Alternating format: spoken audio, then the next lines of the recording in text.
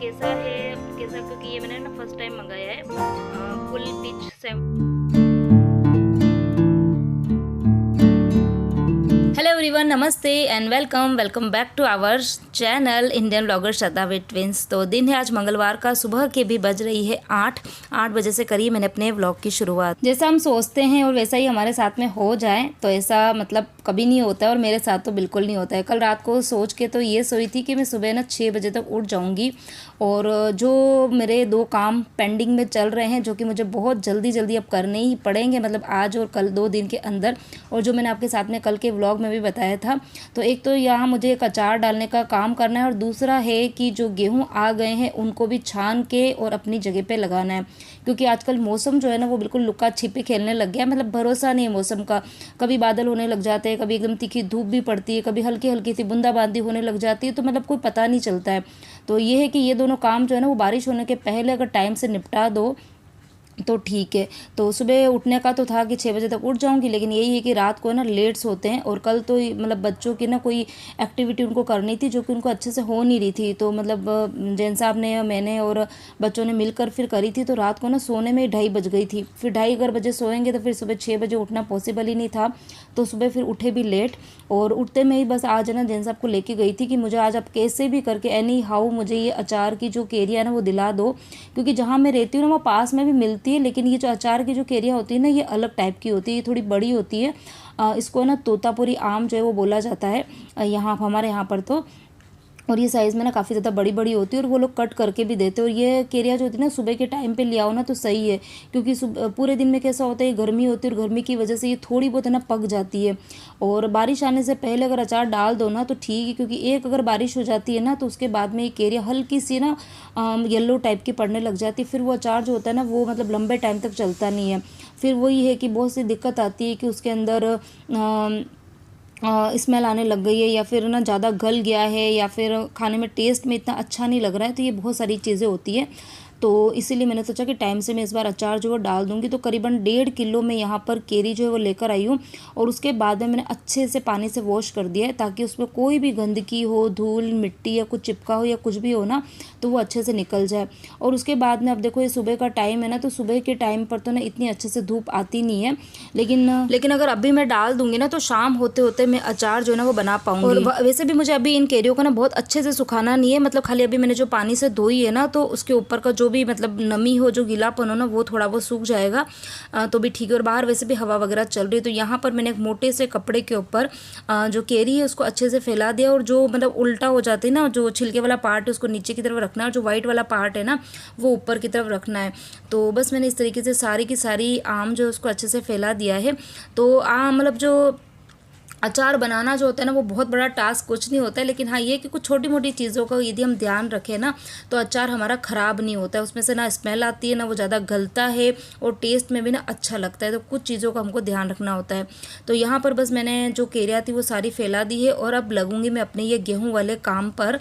तो कल रात को क्या हुआ था कि मेरे मतलब काम तो सारे ही जल्दी निपट गई थी मैं, तो थोड़ा बहुत मेरे पास टाइम था और टीवी वगैरह चल रही थी, तो मैंने सोचा टीवी देखते देखते मतलब थोड़ा बहुत गेहूँ जितने भी साफ़ होंगे ना उतना ठीक है, क्योंकि एक साथ में ना इतने सारे गेहूँ साफ़ करना मतलब पॉसिबल नहीं हो पाता है। कर तो लेते हैं, लेकिन ये कि फिर घर के दूसरे बहुत सारे काम होते हैं, खाली एक यही काम नहीं, बहुत सारे काम होते हैं।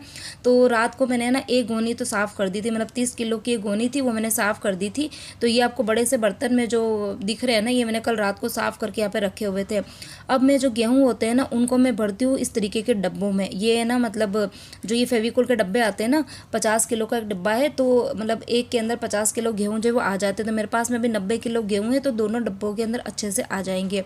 अब यहाँ पर है ना कुछ लोग मुझे मतलब हर साल जब मैं गेहूँ स्टोर करती हूँ ना तो मुझे ये क्वेश्चन तो आता ही है कि श्रद्धा गेहूँ को ख़राब होने से अगर बचाना है तो क्या क्या करें, आप प्लीज़ बताइए। और मैं बताती भी हूँ, लेकिन फिर भी कमेंट आते हैं, तो आज मैं आपको बता देती हूँ कि कि मैं क्या करती हूँ सबसे पहले तो वो बताती हूँ। तो देखो मैं क्या करती हूँ कि हमारे यहाँ पर है ना कुछ एक मेडिकल पर, सारे तो नहीं कह सकते, कुछ मेडिकल स्टोर ऐसी है कि वहाँ पर है ना अनाज में रखने वाले इंजेक्शंस मिलते हैं। और वो इंजेक्शन जो होते हैं ना वो कपड़े के अंदर लपेटे हुए होते हैं और उसके अंदर शायद कुछ गैस वगैरह होती है।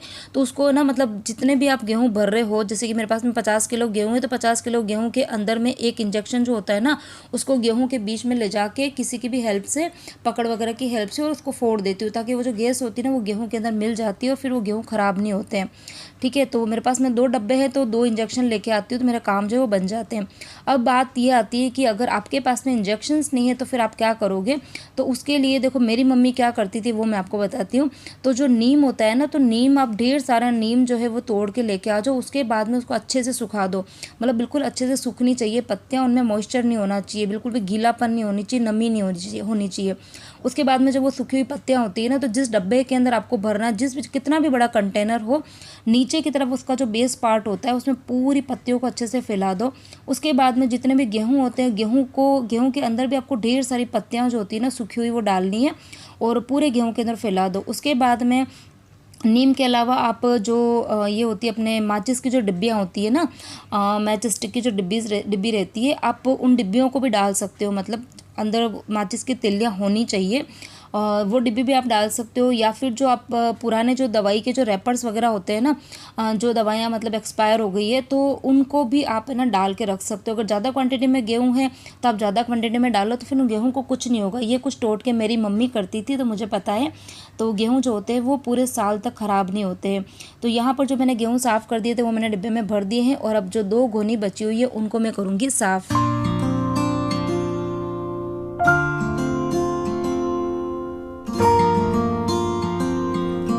और गेहूँ तो मैंने साफ़ किए थे, और साथ में ना कुछ मतलब पुरानी मक्की वगैरह पड़ी हुई थी, जवार बाजरी भी पड़ी हुई थी, तो वो मैंने सोचा कि लगे हाथ तो इनको भी साफ़ कर लेते हैं।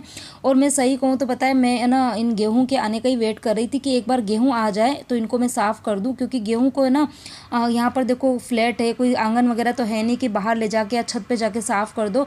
तो जो कुछ भी काम करने पड़ते हैं इन कमरों के अंदर ही करने पड़ते हैं। तो इतनी ज़्यादा धूल मिट्टी जो होती है ना वो मतलब पूरी फर्नीचर पर फैल जाती है। तो मतलब मैं ये कोशिश कर रही थी कि एक बार मेरा ये काम जो है गेहूँ का जल्दी हो जाए, उसके बाद में मैं क्लीनिंग का काम जो है ना वो स्टार्ट करूँगी। क्योंकि तो मैं ना हर साल जब बारिश होती है ना, तो बारिश होने के मतलब पहले ही ना पूरे घर को अच्छे से साफ़ करती हूँ, हर एक कमरा किचन सब कुछ मतलब साफ़ कर देती हूँ। क्योंकि बारिश के टाइम पे यहाँ पर कैसा होता है ना कि बारिश होती है ना वो लगातार होती है, कई टाइम तक मतलब धूप भी देखने नहीं मिलती है, तो अच्छे से डीप क्लीनिंग नहीं हो पाती है। रूटीन वाली साफ़ सफाई तो हो जाती है, लेकिन जो डीप क्लीनिंग वाला काम है ना वो नहीं हो पाता है। तो अब मैं सोच रही हूँ कि अब आज गेहूँ का काम मेरा हो ही गया है, तो फिर मैं 1-2 दिन के अंदर साफ़ सफाई जो है वो स्टार्ट कर दूँगी। अब जो मैंने आम बाहर डाले थे सूखने के लिए वो सूख गए थे, अब बारी आती है इसका सेकंड स्टेप करने की।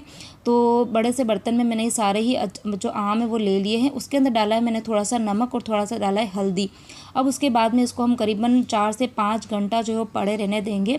अभी घड़ी के अंदर 9:30 बज रही थी, तो मतलब दिन की 2 बजे तक मैं रहने दूंगी, और उसके बाद में फिर इसको मैं ना धूप में अच्छे से सूखने की डालूंगी करीबन 2 से 3 घंटे तक, ताकि इसका जितना भी मॉइस्चर हो ना वो अच्छे से सूख जाए।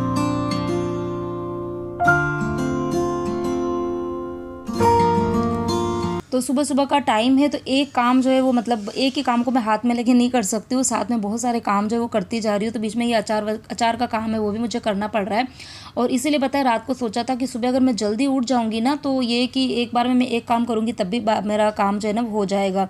तो यहाँ पर फाइनली मेरे गेहूँ जो थे वो सारे के सारे साफ़ हो गए थे, और अब बारी आती है इसको मैं ना अपनी जगह पर अच्छे से लगाऊंगी। तो आप लोग ये भी पूछते हो कि श्रद्धा गेहूँ आप कहाँ पर स्टोर करके रखते हो, तो ये देखिए ये है हमारा खजाना। ये जो फर्नीचर है यहीं पर मैं अपने गेहूं के दोनों डब्बे रखती हूँ। एक्चुअली ये जो फर्नीचर है ना इसमें बीच में पार्टीशन था, नीचे एक प्लाई आपको दिख रही होगी, जिसको मैंने अभी उठाने की कोशिश भी करी थी, लेकिन वो पता नहीं इतनी चिपक गई है नीचे ना, मेरे से उठी नहीं। तो फिर मैंने सोचा चलिए कोई बात नहीं, वैसे भी सफाई मैं करती रहती हूँ। तो एक बार का मैंने अच्छे से पूरा जितना भी जाले वगैरह कुछ आ रहे थे, मिट्टी वगैरह थी, वो सारी साफ़ करी। उसके बाद में गीले कपड़े से अच्छे से फर्नीचर को मैंने ऊपर नीचे आगे पीछे अच्छे से पोंछ दिया, और उसके बाद में दोनों डब्बों को भी मैंने साफ़ करके फिर यहाँ पर रख दिया था। अच्छा, यहाँ पर है ना कुछ लोग ये भी सोच रहे होंगे कि इतनी माथापच्ची करने की कहाँ ज़रूरत है, बाहर इजीली मतलब आटा वगैरह मिल जाता है तो लेके भी आ सकते हैं। मतलब गेहूँ साफ़ करना फिर उसको पिसवाना, इतना काम करने की कहाँ ज़रूरत है। तो देखिए यहाँ पर एक चीज़ मैं ज़रूर बोलना चाहूँगी कि देखो बहाने बनाने से तो कुछ होता नहीं है। मैं भी यहाँ मुंबई में रहती हूँ, फ्लैट में रहती हूँ, लेकिन फिर भी पॉसिबल अगर काम करना चाहो ना तो सब कुछ पॉसिबल होता है। और अगर नहीं करना है तो फिर हज़ारों बहाने जो है वो हम बना सकते हैं। मुझे तो करी एक ये चीज़ है ना लगती है कि मैं घर पे ही आटा जो है ना पीसती हूँ, घर पे ही मेरी आटा चक्की है। तो जब घर का पिसा हुआ आटा होता है ना, अगर 15 से 20 दिन हो जाता है ना तो उसके बाद में उसमें भी छोटे छोटे से कीड़े पड़ जाते हैं। लेकिन यदि आप बाहर का आपने आटा देखा होगा, आप लोग लेके आते होंगे, मैं तो खैर कभी लाई नहीं हूँ, लेकिन हाँ मैंने सुना ज़रूर है कि उसके ऊपर है ना 6-6 7-7 महीने तक वो मतलब ख़राब नहीं होता है। तो क्यों नहीं ख़राब होता है? क्योंकि उसके अंदर है ना बहुत सारा पेस्टिसाइड मिला के रखते हैं ताकि वो ख़राब ना हो। अब जैसे मैं गेहूँ लेके आई थी तो गेहूँ के अंदर भी वो कुछ तो मिला के रखते हैं ताकि वो ख़राब ना हो, लेकिन गेहूँ को हम है ना छानते हैं ना तो वो जो कुछ भी मतलब मिला के रखा होता है ना पाउडर वगैरह वो सब निकल जाता है। लेकिन आटे के अंदर वो है ना पाउडर फॉर्म में ही पेस्टिसाइड मिलाते हैं। अगर आप उसको कितना भी छानेंगे ना तो वो आटे के साथ में ही रहेगा और वो आपके पेट में जाएगा, जो कि हज़ारों बीमारियों का ना घर होता है।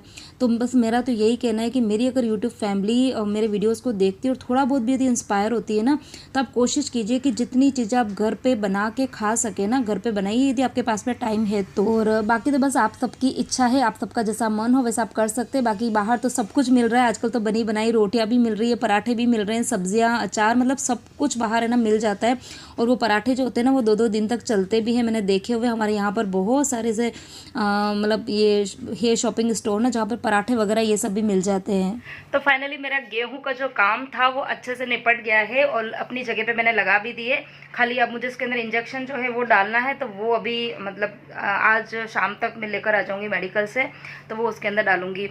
और गेहूँ मतलब साफ़ करते करते पता नहीं उसके अंदर कुछ तो वो पाउडर वगैरह डाल के रखते ताकि गेहूँ ख़राब ना हो। तो वो छानते छानते पूरी मतलब मेरे हाथों पर है ना इतनी ज़्यादा इचिंग सी होने लग गई थी और जलन भी हो रही थी। पता नहीं वो क्या डाल रखा था, मुझे लग रहा था जैसे मिर्ची का जो पाउडर होता है ना वो उन्होंने उसके अंदर ऐड किया हो, मुझे ऐसा लग रहा था, पर पता नहीं क्या डाला था उन्होंने। तो इसीलिए, और आंखों में भी अभी आपको ना दिख नहीं रहा होगा यहाँ कैमरे में, लेकिन यहाँ पर है ना नीचे नीचे थोड़ी सी रेडनेस हो गई है। तो मैं मतलब गेहूँ का काम जो है वो करते में ही नहाने के लिए चली गई थी, तभी बस नहा के निकली हूँ, रेडी तो हो गई हूँ। अभी जाना है मंदिर, लेकिन मंदिर जाने से पहले जाऊंगी किचन के अंदर और सबसे पहले मैं लंच की कुछ थोड़ी बहुत तैयारी जो है ना वो करने वाली हूँ। और लंच के अंदर आज मैं क्या बनाऊंगी, एक तो बेसन कट्टी की सब्ज़ी, साथ में बनाऊंगी राब, क्योंकि अभी गर्मी बहुत ज़्यादा है और गर्मी के अंदर जो राब होती है ना वो मतलब बहुत सुकून देती है, बहुत अच्छा लगता है। पतली पतली सी राब बनाती हूँ तो वो बनाने वाली हूँ। हाँ, और क्या बनाऊंगी, और रोटी, तो सिंपल सा खाना बनेगा। और पता है गेहूँ साफ़ कर रही थी ना तो करते करते ही मतलब है ना पार्सल जो है वो मुझे रिसीव हुए।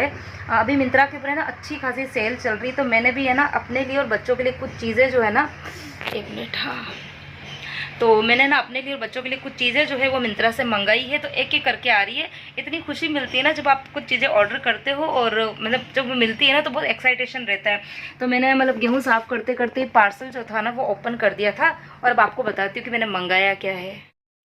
तो एक तो मैंने मंगाया ये एल18 का ये बोल्ड काजल, जो कि मेरे पास है ना पहले पड़ा हुआ था, दोनों ख़त्म होकर मुझे ना यही वाला काजल है ना अच्छा लगता है।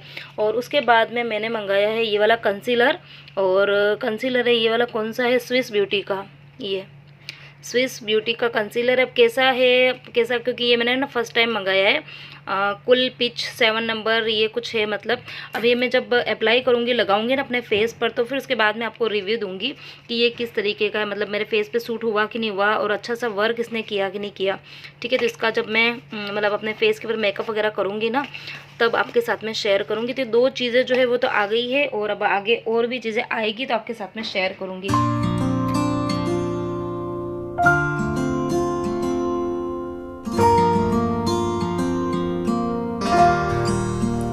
तो सुबह 2 घंटे से जो मैं काम कर रही थी ना, ये सारे मेरे एक्स्ट्रा ऑर्डिनरी वाले काम थे। अब मेरे रूटीन के काम जो है ना वो मेरे अब स्टार्ट होंगे।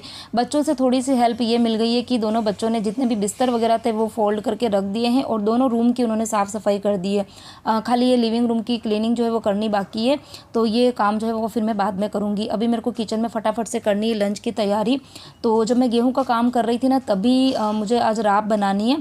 तो राब के लिए जो मक्की का दलिया होता है ना वो मैंने चढ़ा दिया था, तो वो बॉईल हो गया था।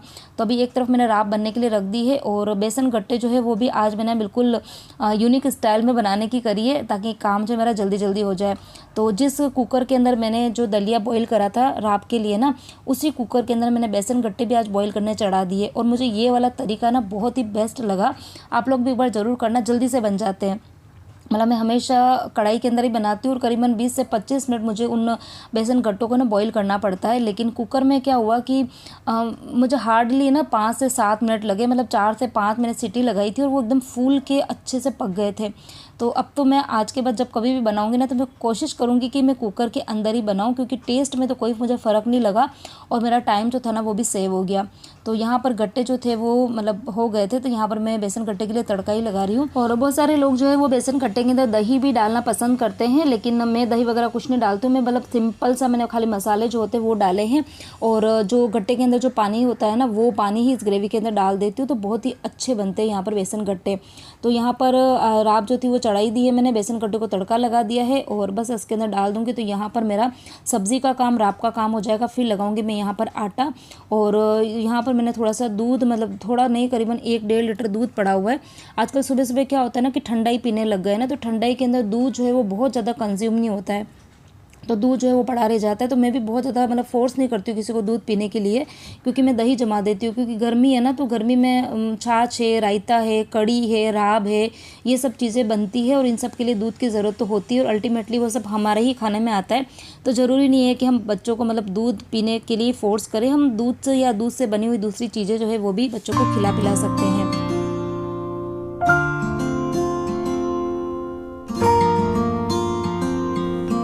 और यहाँ पर मैं बैक टू बैक काम जो है वो कर रही हूँ, आप लोग को वीडियो में दिख भी रहा होगा।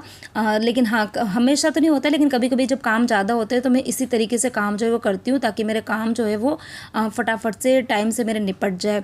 तो और इस तरीके की जब मैं वीडियो डालती हूँ तो आप लोगों को अच्छा भी लगता है, आप भी मोटिवेट होते हो और बहुत अच्छे अच्छे कॉमेंट्स मुझे करते हो, तो मैं भी बहुत मोटिवेट होती हूँ।